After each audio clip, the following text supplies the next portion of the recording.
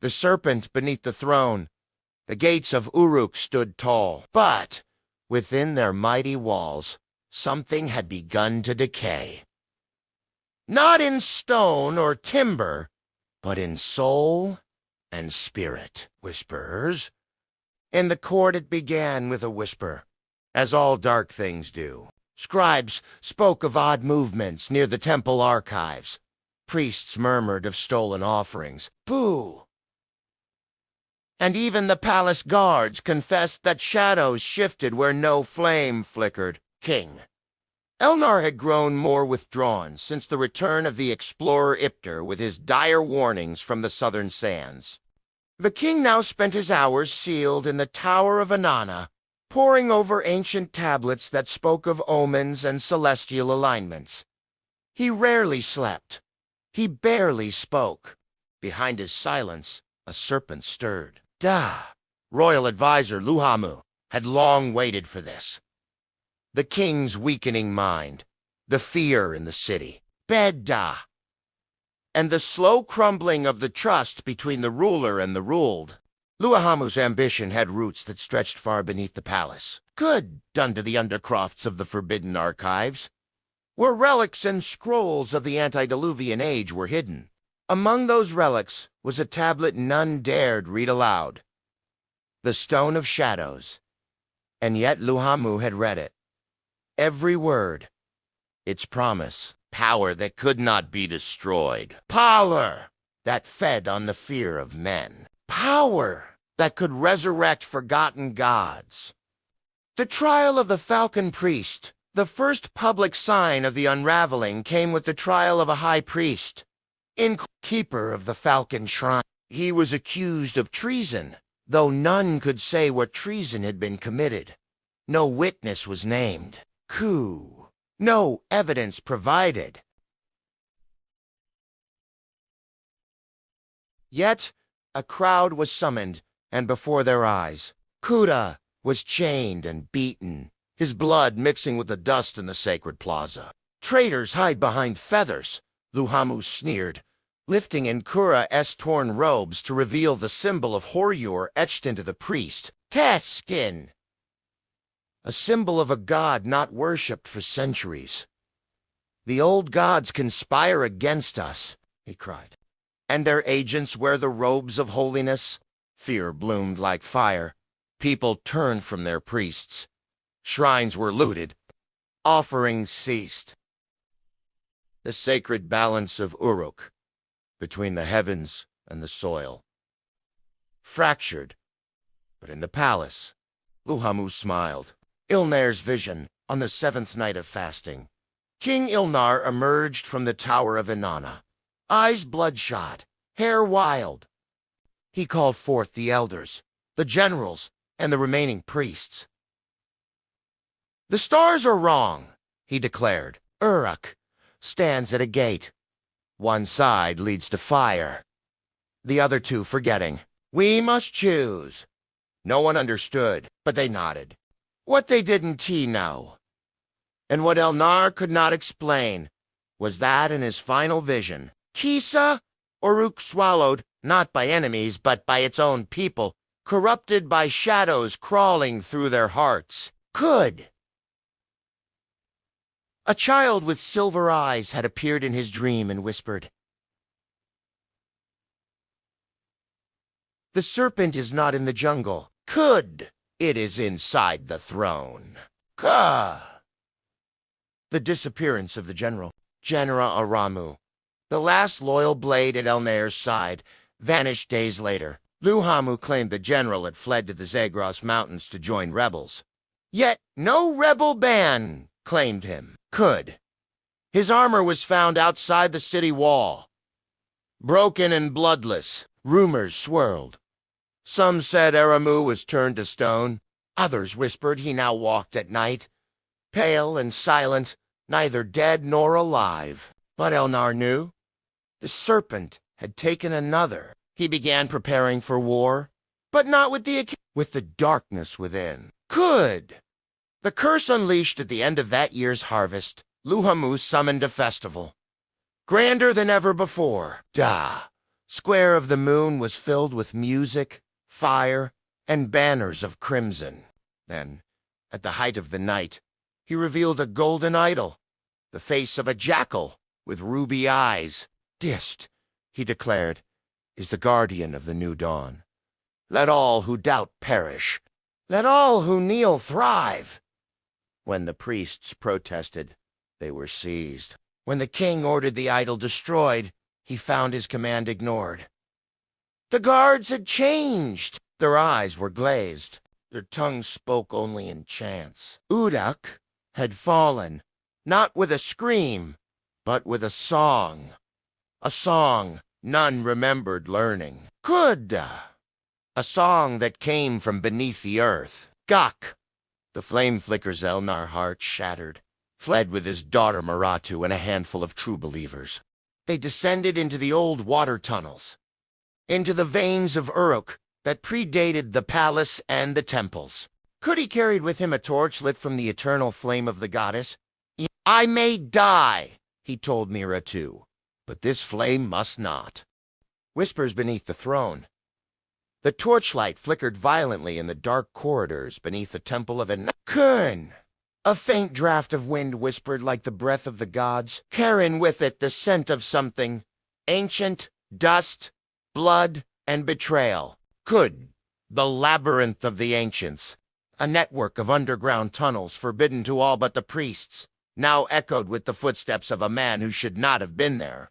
Tani, the former high priest, moved with calculated caution. His long robe, once dyed with royal crimson, now clung to him in tatters. In his weathered hand, he held a scroll sealed with wax older than the current king's reign. "They do not remember the first collapse," he muttered under his breath, the words floating into the air like curses. "But I do, and the gods do." As he passed an ancient stone slab etched with faded Sumerian cuneiform, he paused.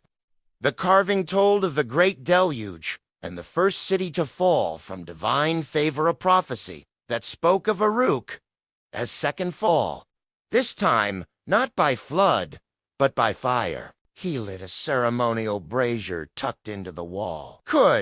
The flame revealed a hidden chamber, its ceiling arched with golden bricks once blessed by Enmorkar, the city's semi-mythical founder. In the center stood a stone plinth, and atop it lay a bronze tablet known only as the Word of Ashur, a divine judgment passed from the gods to man when empires grew to proud. "Tonight," Iltani whispered, "the king will know humility." In the royal court above, King Ancient Kushana sat on the throne made of cedar wood and ivory, draped in lion skin. Gold rings adorned every finger. Choir of flutists played soft music, while foreign emissaries presented tributes. Ivory from Kush, lapis lazuli from Afghanistan, cedar from Lebanon. But his heart was not on display. His thoughts, instead, were haunted by the warnings of his astronomers. "There is a shadow moving across the moon," they had told him. "Cook!" A signal of collapse. "Bun!" And then there were the omens, the river reversing course. A bull born with two heads. The temple fires refusing to light. When his youngest daughter, Princess Ninsaya, entered with her caretaker, her laughter briefly shattered the heaviness. She ran to him, jumping onto his lap, clutching her clay doll. "Father, what does it mean when the sky cries blood?" she asked innocently. He stiffened. "That dream again?" It was the third time this week. Before he could answer, a soldier entered the hall, sweating and breathless. "Sire, we found a messenger from the Temple of En, murdered in the fields." His tongue was cut out. The room went cold. "Summon the guards." The king barked. "Double the watch! Good! And bring me Iltani now." In the dead of night, that same evening, under a starless sky, fires erupted in the southern districts of Uruk. Farmers screamed as their granaries went up in flames. Atop the ziggurat, priests lit ceremonial fires to appease the gods. But the smoke rose, black not, the sacred white of approval. Iltani stood among the crowd in disguise, his eyes burning with righteousness. "This is not destruction," he murmured to himself. "This is rebirth." But it wasn't only the old priest who moved in shadows tonight. Good! In the slums, a warrior named Belatuk, commander of the city's exiled army, could return to the city through the dry riverbed, leading 3,000 Mendes-enfranchised soldiers who had been forced to work in the silver mines of Elam. They came not to conquer, but to reclaim what was once theirs. Del Banabor, no lion, no eagle, no crescent. It was a flame, a symbol of cleansing. In the Temple of Fate, Krint. Princess Nisaya stood outside the temple, eyes wide, drawn to the fire's glow on the horizon. Behind her, the high priestess chanted in an ancient tongue. Gah! The heavens fall not by war, but by silence. Suddenly, Nisaya gasped, "Gun." The stars above were gone. The sky was black. No moon, no wind only. Stillness could. And then a single sound echoed through the streets of Uruk. The temple bells. They rang not for celebration, nor for mourning. They rang for judgment. The walls began to crumble. The year was 1043 BCE. The city of Uruk, once the dazzling jewel of Sumer, had become a fortress of fear. Good disguise above the city darkened, not just with approaching storm clouds, but with a heavy weight of betrayal, arrogance, and approaching doom. The once celebrated King Balathu, now middle-aged and paranoid, ruled from his black marble throne with increasing suspicion. He had lost faith not only in the gods but in his people. His advisors were reduced to yet quiz generals. Those who once carried out brilliant campaigns had become bloated with wealth and hubris. The oracle's fire, once kept lit by the priestesses of Inanna, flickered weakly, a ghost of its former glory. Something ancient was waking? Could. The rift within at the heart of the city, two factions quietly formed. Good, the blood-bound, led by High General Zabir, a man of pure loyalty and bone-deep tradition.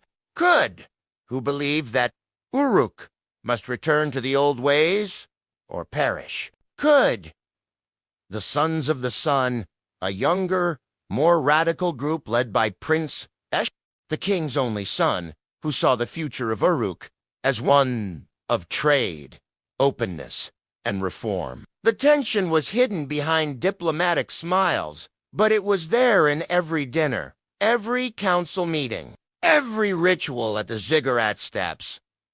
The people, once unified, had begun to murmur in alleys and taverns. Crops were failing, trade had slowed. The once flowing Euphrates had retreated from its banks. The omens piled high. Bah! And then the sky cracked open. Could! The great storm had started as a low hum, barely audible like the sound of 1,000 bees trapped under stone. Then came the wind. Could! Sand from the deep desert swept in waves across the city, stripping statues and staining the whitewashed temples red. Could! On the 7th night, lightning struck the ziggurat of Anu, cracking its apex like an egg. The priests declared it a curse. The people began to panic. Gun! And far beyond the eastern hills, a new army gathered silent, unseen, but watching. Whispers of the East legends spoke of a people from beyond the Zagros Mountains. Dark, haired and fiery, who rode painted horses and wore armor of bone. Traders called them the Asharu, those who do not speak our tongue. They worshipped a dragon god and burned their dead in open pits. No emissary had ever returned from their lands. Could! Until now, could! One ragged merchant, blind in one eye and with burnt hands, stumbled into Uruk's gates. He carried a warning carved into a piece of wood. Your sun has set. Could! The dragon rides west. King Balathu scoffed at the message. Coup! He had built walls tall enough to kiss the stars. Who would dare challenge Uruk? But Prince Eshin knew better. K. A choice in the dark. In the silent moments before dawn, Eshin gathered his loyalists and descended into the library of Enki, deep beneath the city. There, hidden in clay tablets and sealed scrolls, lay ancient knowledge, long-forgotten spells, maps, and records of the last time Uruk faced extinction. What he read chilled him. Gah. The last fall had not come from the outside, it had come from within. Could a betrayer? A secret door? Could a fire that consumed the royal palace from beneath? And so Eshin began building tunnels.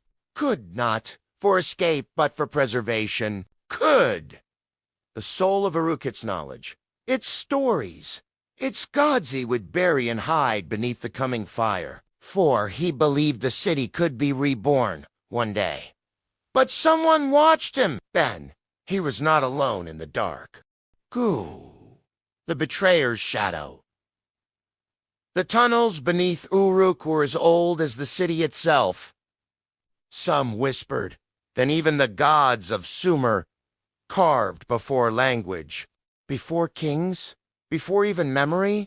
They twisted through the deep earth like veins in a dying beast. And now, Prince Eshin walked them alone. Torchlight danced against the damp, ancient walls. Symbols, long-forgotten glyphs that predated cuneiform seemed to pulse in the flickering light. He was not just hiding history. He was unearthing prophecy. Behind him, a figure watched. The first cut above ground. The city stirred uneasily. Rumors spread like rot. High General Zabir was said to have summoned spirits in the temple of Marduk. The oracle, once revered, now sat silent, her eyes sewn shut with red thread. And somewhere deep within the king's palace, King Balathu had taken to whispering to a shadow that moved without light. But the betrayal had already begun.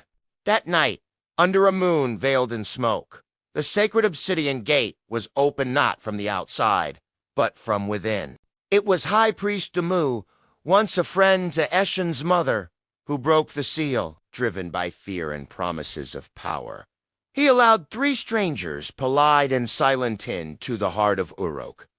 They carried no weapons, but where they walked, walls wept blood. Dead god's name. In the hidden tunnels, Eshin uncovered something he never expected. A sealed chamber known only in myth, the mouth of Lugalkor, the god of endings. The room pulsed with ancient energy. At its center, a single object. A black stone mask, carved to resemble a god who had been erased from time. He felt it calling. A tablet lay beside it, written in a script only partially translated. To wear this is to know the truth. To know the truth is to burn. Eshin took the mask. He did not put it on, but in that moment he saw a vision of broken city, flames rising from the Euphrates, his father weeping, gun, and a silver-eyed woman standing atop the ziggurat, holding a severed crown. And then a whisper. You are the last light, Prince of The general's oath. Elsewhere, High General Zabir convened his private guard in the Hall of Shields, an ancient war room lit by braziers and lined with trophies from Uruk's forgotten wars. My brothers, he said, the king has fallen to madness. The priests had betrayed their gods. The dragon comes not from beyond, but from our own veins. He did not yet know about Damu's treachery, but he felt it. The army would not wait for orders. It would act. Zabir sent a silent message to the Iron Sons, a loyal mercenary band in the city outskirts. Seal the gates. No one in, no one out. But it was too late. The dragon had already entered. The oracle bleeds in the temple of Inanna. The oracle, blind, mute, and stitched, began to bleed from her eyes. She clawed at the stone floor, drawing symbols with her fingers. K. A young acolyte watched in horror as she spelled a word no one had uttered in 1,000 years. Good, the god of death and plague. That night, the wells of Uruk turned black. A prince's decision, Eshin returned from the tunnels, pale and shaking again. In his hand he held not the mask, but a scroll he had found buried beneath the chamber of blueprint of the ancient city. A secret path led from the palace to the river, one that even the king had forgotten. It was the only chance the people had to survive. He summoned his most loyal friends. Talia, the last priestess of Ur, scarred archer who owed him his life, and Caden, a scribe whose memory was unmatched. We will not save the crown, he told them. We will save the soul. And then came the sound. A deep, inhuman bell one, not made by man, rang through the city. The Asharu had arrived, but they were not alone. The gathering storm, the years that followed the temple purge, were ones of paranoia, fortification, and restless skies. Uruk's once open markets had grown silent. A strange hush hanging over streets that used to echo with voices bartering for dates, pottery, and papyrus scrolls. The river Euphrates, once a source of life and song, now felt more like a snake that might bite at any time. The city lived, but it no longer thrived. Ida endured, clenched like a fist. Inside the palace walls, King Naramesser aged rapidly. His hair turned to ash, and his once commanding voice cracked when he addressed his advisors. The spirits he had invoked had come at a cost. He was tormented in his dreams. Shadows walked with him in his chambers. Calm. And many nights, the guards would hear his screams and muttering through thick stone walls. The sand remembers. The stone watches. The gods have not forgotten. Meanwhile, beyond Uruk's tall walls, power was shifting. The rise of Ishnona to the northeast. The rival city of Ishnona began to rise.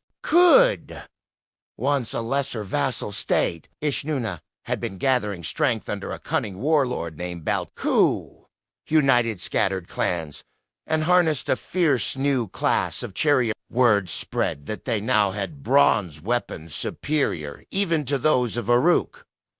Lighter, sharper, and etched with runes foreign to Mesopotamian eyes. Eshnuna's emissaries did not come bearing gifts. They came with ultimatums: bow to Belteresh, or be broken. Uruk's advisors urged caution, but Naramesser, increasingly obsessed with prophecy, would hear none of it.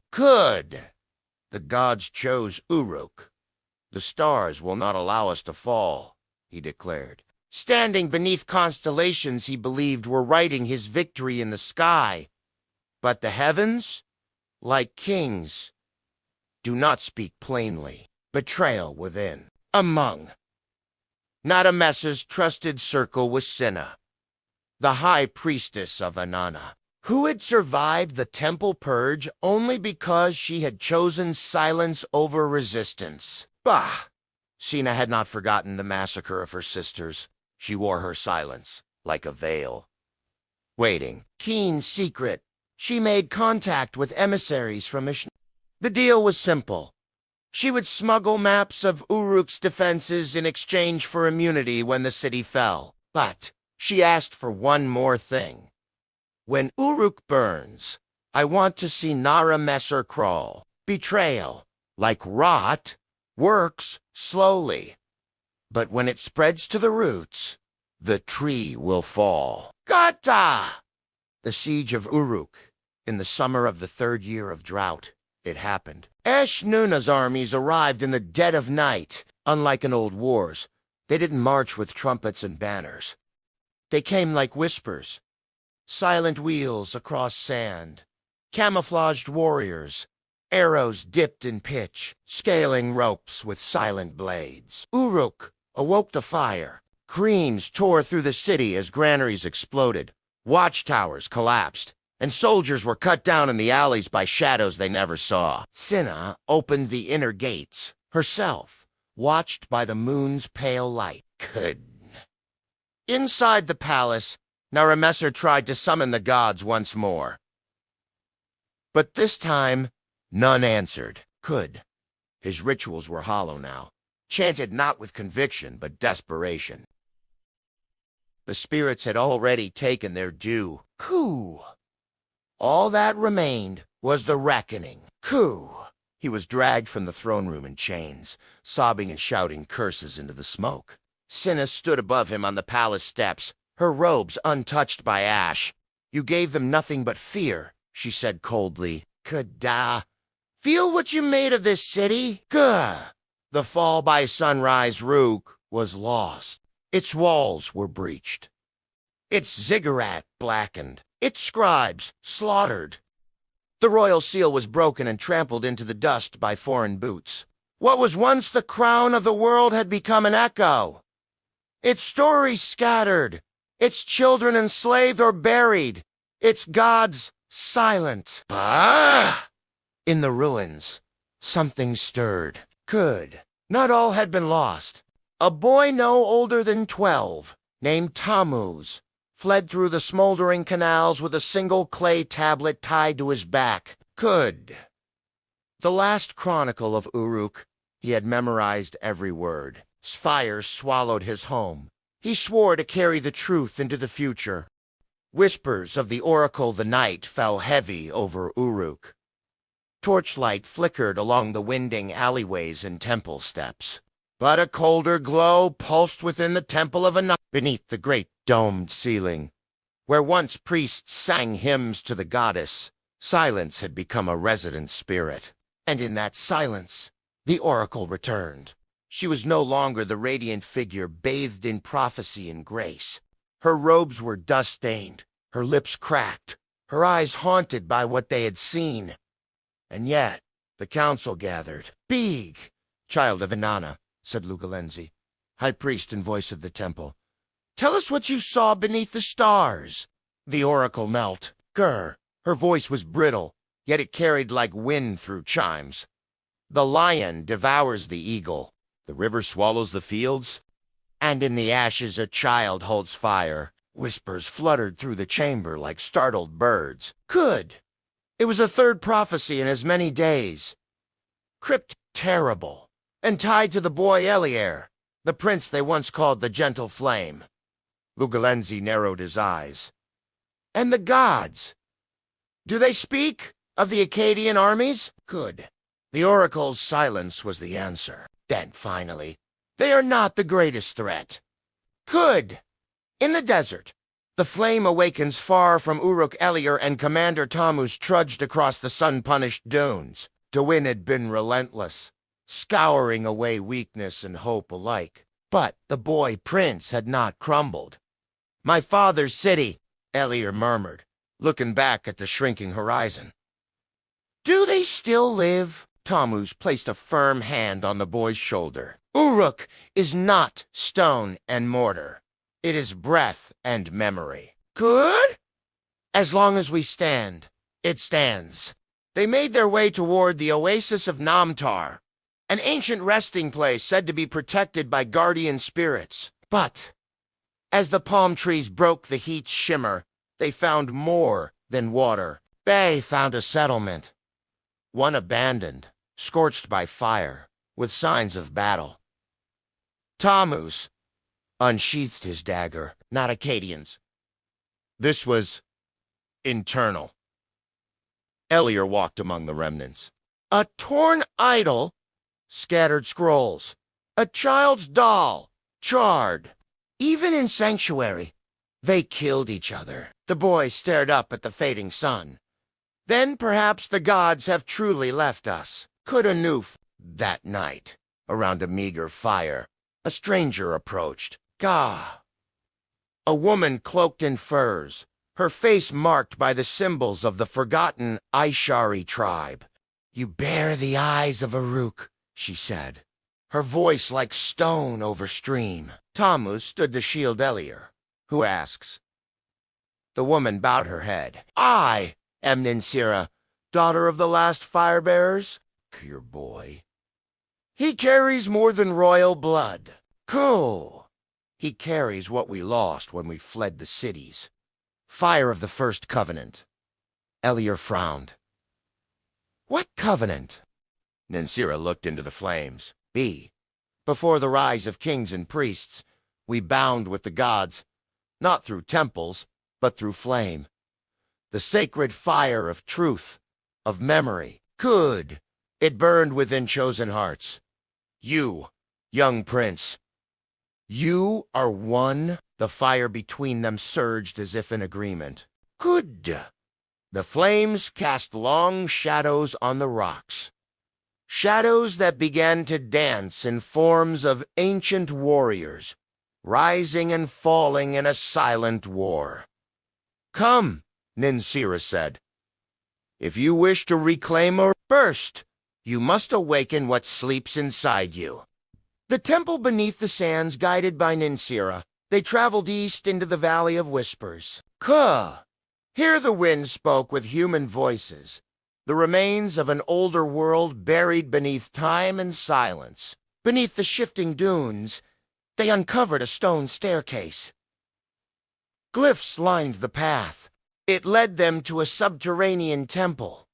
Walls lined with obsidian and gold, mirrors carved from volcanic glass.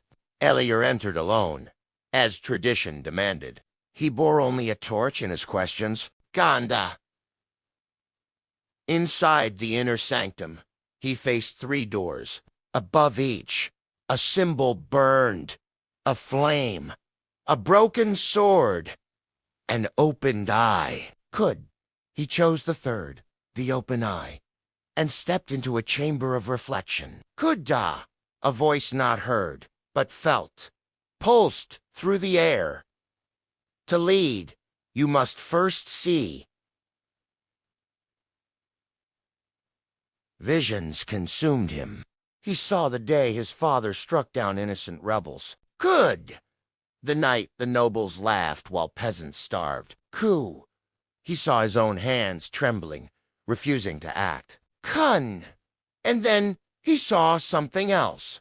A city rebuilt, not by kings, but by many hands. Bah! When Eliur emerged, he was not the same boy. Return of the exile word spread like lightning. Could. In the distant borderlands, rebels and peasants whispered of the Flame Prince. Eliur began gathering exiles.